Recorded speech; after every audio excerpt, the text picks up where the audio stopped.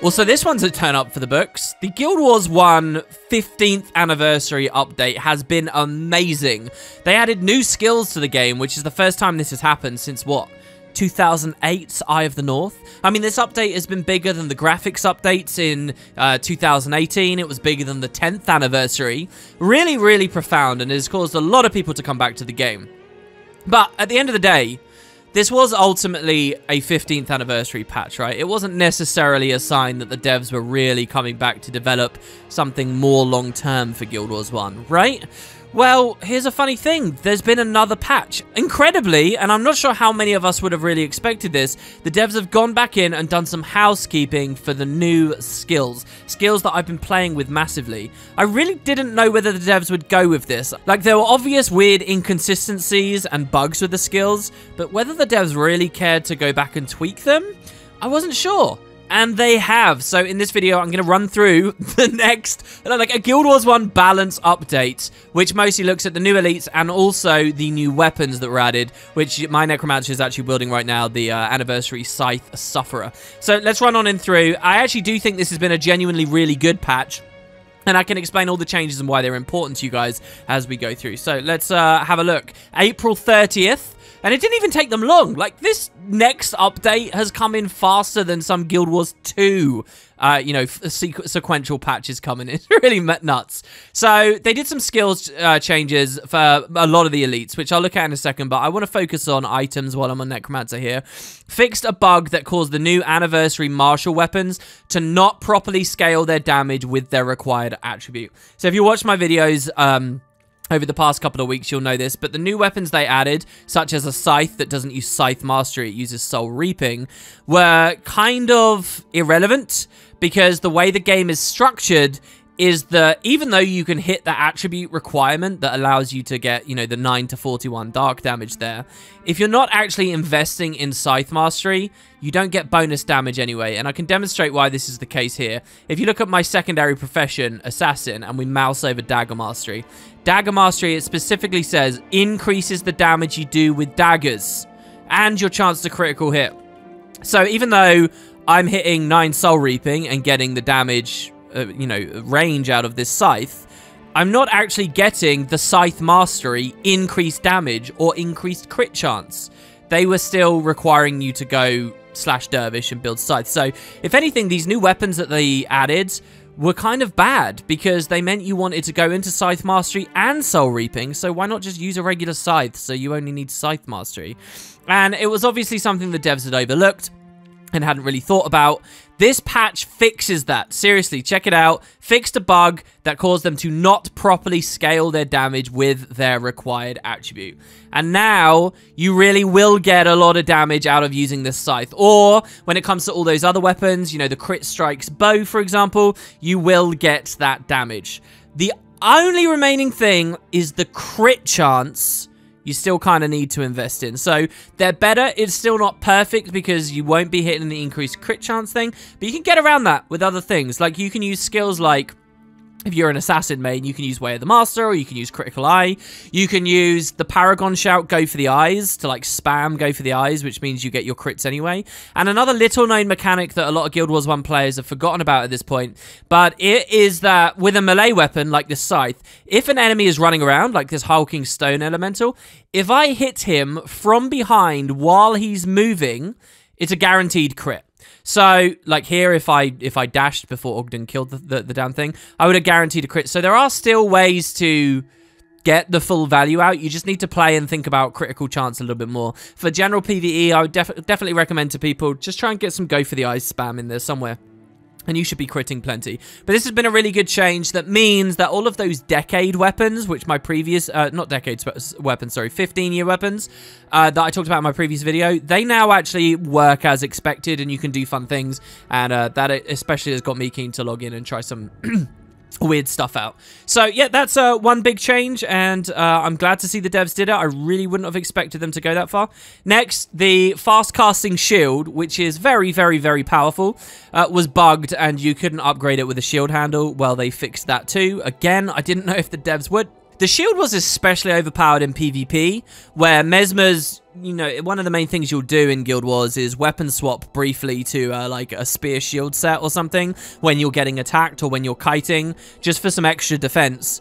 And Mesmer's were now getting a lot more damage reduction than anyone else, just because Mesmer's got to have a shield for their primary attribute, but no one else did. And even worse, this was going to be a weapon that was only available at certain times of the year to PvE characters. PvP characters wouldn't even be able to get it, which is just so wrong for so many reasons. Well, the devs have disabled it in PvP. This change is especially interesting to me. Added a penalty to the armor bonus of the shield while winning PvP, because that is such specific targeted code that they've put in there. I don't know any other weapons that have that bespoke little caveat written onto them. And what that demonstrates is that ArenaNet of 2020 are willing to write kind of specific little lines in like that. They're not just doing system-based changes, but they're actually going to do little wriggling things that go completely outside of the rules of the game and establish precedent of the game. And that, to me, is a really good sign for maybe even future updates. Hopefully I've explained that well enough. So, those are 3 really great changes down here. I'm behind all of them. Now, let's look at the elite skills, probably the more interesting thing for a lot of you guys. And I will go back onto my main, who has them all unlocked, so we can mouse over them. Starting off with the balance they've enacted for the new monk skill, Judgment Strike. So, this was probably the worst of all of the skills. I think it was a hot contender with the Elementalist new skill in just being really rubbish. And like, yeah, you could find some use for it if you wanted to do like a flavorful, hammery kind of monk situation. And you could combo it with some smiting skills. But in general, come on, it wasn't that fun. And compared to how ludicrously OP some of those elite skills were, this was just crazy. Well, they've buffed it actually in 2 ways. The cooldown is way lower now. The cooldown's down to just 8 seconds. They've increased the damage to a maximum range of 30 now. So it hits harder. It cooldowns a lot quicker. Let's not forget that this is an AoE knockdown that you can now use every 8 seconds. And it's a PvE only skill, so I think it's perfectly fair to think about how cooldown reducing other skills can work with this. Like if you're using this in a time wall, or you've got an essence on you, or you're going to go monk / ranger and put serpent's quickness up so that you can really use this a lot. That's a hell of a lot of knockdown. Combine that with an earthbind ritualist spirit or something, you can knock any target down in the game. You can knock them down for longer. I think it is a little bit better now. It's still probably not hitting the top of my favorite new elites, I have to be honest, but 2 different areas in which they buffed it. They didn't have to, and they went for it. So I'm happy to see ArenaNet going that far. I guess it's just the core functionality of the skill and the core idea of the skill is something that I'm not that excited about. And even in the couple of days since the patch now, I haven't really seen anyone in the community come up with a really interesting and exciting new premise for it. But there it is.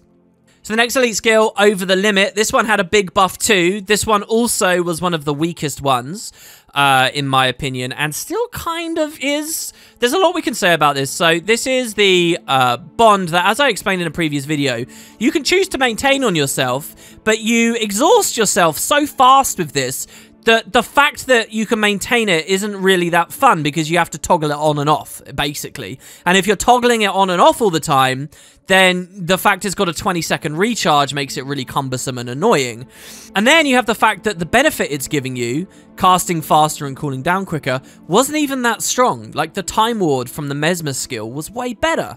So how have they buffed it? Well, they've increased the recharge reduction by a lot. So check this out. It is now 15 to 50. And in fact, if we go to the page itself and you see at rank 20, which you could do in various ways, is actually 62% faster cooldown. So there's actually a bit of a bug that meant people were experiencing something like this, but that is pretty substantive. So now it does have more application as a thing that you have on yourself for a little bit, and it really lets you spam usually long recharging spells much quicker.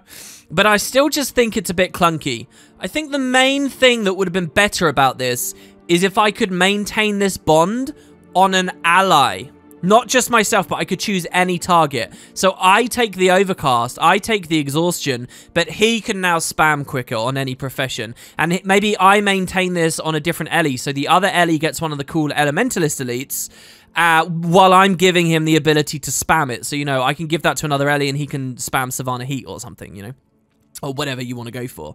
That would have been good. Another idea, and I tweeted about this a few days ago, that I think was really probably in the spirit for this skill, is if it wasn't giving you overcast, but ripping overcast off of you at this speed. If it sped up the rate at which you lost overcast, then what that would do is that would mean this skill allows you to spam some of these high overcast, but nonetheless short cooldown, you know, abilities that are all over the class, like Breath of Fire or like Meteor, right? It would let you spam skills like this because the overcast is getting ripped off. That would add a totally new type of build for Ellie's to play, and would be totally appropriate. But instead of removing overcast at that rate, it gives it. I just don't understand how the devs implemented it that way. If they did either of those two ideas, I think it would have been a really, really cool skill. As it stands, even with the massive spell recharge, it's still a bit weird and waffly as an ability, in my opinion. And it's a shame because it was close to being something good. They just kind of got the wires crossed, I think, to a certain extent. So next we have Paragon and Heroic Refrain, which actually experienced a nerf. Now, this is hilarious. I tend to think that if you're a Guild Wars 1 player, and you're still in Guild Wars 1 after all these years, you probably have a high appreciation for the skill system in general. You've had enough years and enough months now to have a high understanding of what general balance is, and what's strong and what's not. And so then this patch comes out, and Heroic Refrain is added. And Heroic Refrain was giving +6 to all attributes on the entire party, unstrippable and easily maintainable. +6. That was insane. Like, that was earth-shatteringly, mind-explodingly, ridiculously, stupidly insane. And that opened up some absolutely nuts stuff for Paragon players who could combine it, particularly the synergy with Mesmers was crazy. I remember my original stream where this update came out, and I was guessing as to what Heroic Refrain's potency would be. I remember guessing that they'd do like +3 to all attributes, maybe +4, but that would be nuts. And it ended up +6, which was crazy. So what does the nerf do? The nerf changes it from +6 to 1 to 3, but the thing is, it's actually +4 because when you apply it to yourself at rank 16, it goes to 4 and then you maintain 4. So it used to be +6 and now it's +4, which is 2 less attributes. It is still such an insanely, ludicrously overpowered ability. It blows my mind. And what's the community response? These people I thought would have an appreciation for the balance of the game. They say that it's been like nerfed to oblivion and they're freaking out and they're really upset and mad. Like, I can't understand how amazingly out of touch you have to be to think that this skill is now unplayable or bad. This skill is still bonkers. Just because you saw +6 at one point, which was even more bonkers, it doesn't mean that it's still not really strong. I mean, that just goes to show how inobjective and stupid people are when thinking about balance patches. Heroic Refrain got nerfed down a little bit. Commiserations to anyone who changed all of their hero runes and stuff. I get that that might be a bit annoying. And you maybe, like me, didn't expect the devs would ever update these again. But hey, they did, and it's a positive change. I still think this is overpowered. I think it should probably be +3 at Attribute 18, not +4 at Attribute 18, and it would still be well worthwhile. There's a lot of people who are like poo-pooers about this skill as well, particularly in like the speed clear community. Guild Wars 1's kind of got that thing going on that Guild Wars 2 has, where there's like a section of really dedicated players and all they do is speed clear. And this skill and that new Paragon really wasn't going to be in those. It didn't change the game in any way, but because that's what they tunnel vision on, they don't think that anything else matters. But for general PvE, for like returning players, for the casual general experience of Guild Wars 1, Heroic Refrain does mean a lot, and I think the nerf has been meaningful and worthwhile. So yeah, I couldn't help but laugh at seeing people cry that that's been nerfed. I mean, how unbelievably stupid. Let's move on. Oh, by the way, they also reduced the cooldown, which is, frankly, it's not necessarily a buff. It just replaces and gets rid of some of the tedium of re-maintaining it all the time. I actually really like this change because it demonstrates that the devs understand quite clearly, like, the experience of using this skill. Like, it makes me feel like someone at the studio's really been playing some Guild Wars 1 and got a sense of, like, how that feels. And that it was almost arbitrarily annoying to have the cooldown as high as it was. Like, that's quite a good change. So I'm happy with that. And that means that when I first put Heroic Refrain up on all my heroes, when I take my Paragon out on a Vanquish or something, it's not so irritating, that initial opening up phase. Next, Soul Taker for the Necromancer. So, there's a specific interaction with this skill that I never got to in my previous videos because I wasn't aware of it. If you read the actual text, it says, your attacks sacrifice health and deal more damage. Now, first of all, that sacrifice, all other sacrifices in the game are percent sacrifices, like proportional to your maximum health. This is a flat amount of sacrifice, which is weird, and is actually something we haven't seen since, like, the alphas of Guild Wars 1. Like, they changed that a long time ago. And that kind of means that playing, like, higher vitality, I guess, or higher just health, like Survivor insignias and Vitae runes and stuff, it might be a good idea if you're utilizing the skill. And now here's the thing to pay attention to. It specifically says your attacks sacrifice health. You don't necessarily need to hit. And so what that meant was a very funny build with Soul Taker where you could go Necromancer / Assassin, pick up daggers, and spam dagger attacks even though you'd never built to the chain. So you try and use the attack, it would fail, instantly cool down, and then you can use it again, and fail and instantly cool down, use it again. And the attack itself isn't landing, but it doesn't matter because it's triggering Soul Taker. Specifically, the most absurd version was Exhausting Assault, which had a really fast activation time because it's an interrupt, but also it's a dual attack, so it would strike twice. So you press the button and get double proc out of Soul Taker really quick, and it would instantly recharge because you didn't build up to it in the chain, and then you just do it again and again and again. And, you know, that wasn't contingent on hitting. It was, you know, massive AoE damage around you. It was a really interesting build, but one of those weird, you know, we've seen it many times with Necromancer over the years, skills where you spam the button quicker and it does more and more damage, just generally unhealthy. And it also meant that because this was proccing on attack, not hit, the original synergy that I think many of us imagined, the idea that this would tie with the new Scythe, wasn't really working because you would swing the Scythe once and it didn't matter if you hit 3 targets with the one swing.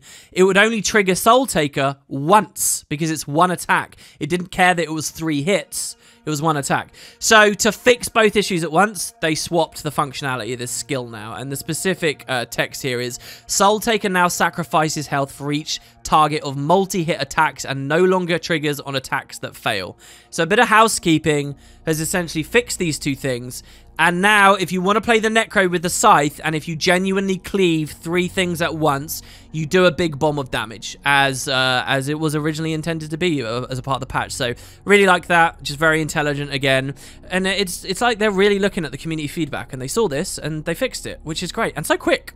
So finally, there is the Ranger Elite skill, Together as One, which actually has several bugs with it. First of all, the name of the skill, as and one, should be capitalized, and it's not. Like, you could just go to the wiki pages for these skills and you can see all the weird inconsistencies that people have figured out about them already. Anyway, this is a shout, and it says it has a 1-second cast time. It's actually instant activation at the moment, as all Guild Wars 1 shouts are, so that cast time probably should be there. Right now it's bugged, and this patch did not fix that bug. But also, this is all party members near you or your pet deal additional damage and get health regen. This was affecting all allies. So this was affecting minions, and this was affecting whatever else was around. If you took this into a mission like Napui Quarter, where you get a whole secondary party with you, it was completely insane. Even if it is just party members, it's still really strong. At maximum investment, this is like +7 health regeneration, which is absurd. But they did change the allies thing. So no more insane minion synergy. If you want that, you want to use the Ritualist skill, or whatever else other techniques you're going for. In any case, even with that bug, nearby isn't as great as you'd expect, and the skill is a lot better with Comfort Animal. Obviously, in Guild Wars 1, you don't get a pet by default, so it kind of is a 2-skill investment in some ways, but still really, really nice. And I like the idea. One of my favorite things in Guild Wars 1 years ago was to play hero comp that all had pets. Everyone's got a pet with them. And I love the idea of running this so that you can get huge value out of just all these pets running around. Do the pets count as allies or party members? I think they count as party members. I'm not actually sure. But in any case, yeah, they tweaked that one down. So there you have it, guys. That is the follow-up update. And as you'll see, every single change here was a smart and decent change. They probably didn't go far enough with the Ellie one. And they probably need to do a little bit more housekeeping with the Ranger one if they want to. I'm astounded to see a patch at all. And I guess we'll see how they respond to feedback on this one. Are we going to get another? Can you imagine if General Balance comes back to Guild Wars 1? Can you imagine how fantastic that would be?